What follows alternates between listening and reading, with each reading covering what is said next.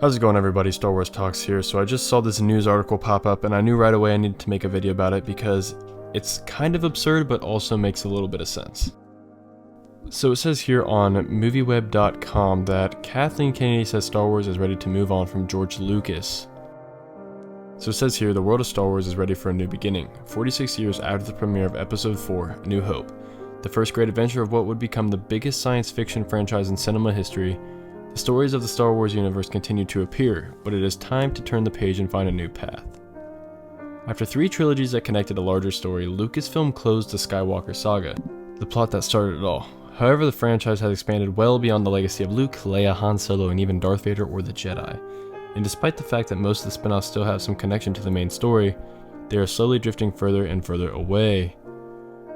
Therefore, with future Star Wars projects, both on film and on television, the franchise will seek to start a new path away from what George Lucas originally created.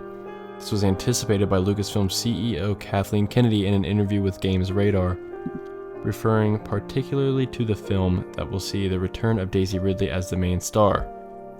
She says, and I quote, "And I think it offers just tremendous opportunity to introduce new characters and start with something fresh, because we culminated with what George Lucas was creating, and now we take all of that and move it on to the next chapter."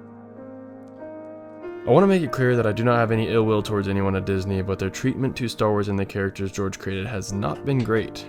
So why? Why is she just now saying they're ready to move on from George's characters after destroying some of this character's legacy already? And to sum it up with one word, money. They wanted to use George's characters because of the familiarity with the fan base previous to Disney buying it. I know when I heard rumors of Mark Hamill coming back to Star Wars, I was really excited.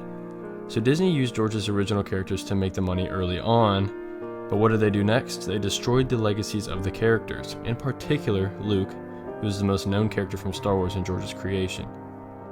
And then they decide now that it's time to move on, and it's kind of way too late. The damage is done, and to me it doesn't feel like we ever really got a continuation of the stories of George's characters like she's saying here. We got a disarrayed and broken Luke, and a show about Obi-Wan that focused more on the smaller characters and building their stories rather than Obi-Wan.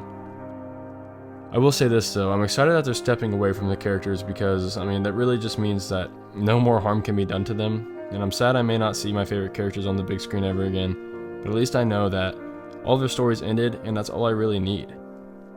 I also think if they're going to keep some of these character stories around, it needs to be done by Dave Filoni, and I cannot stress enough about how good of a job he's done with Star Wars before and after the Disney acquisition.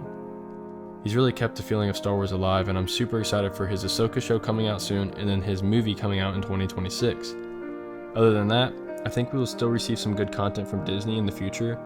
I'm completely okay with them creating and developing their own characters at this point, and they should have just done this from the beginning, instead of destroying the legacies of original characters and now doing it.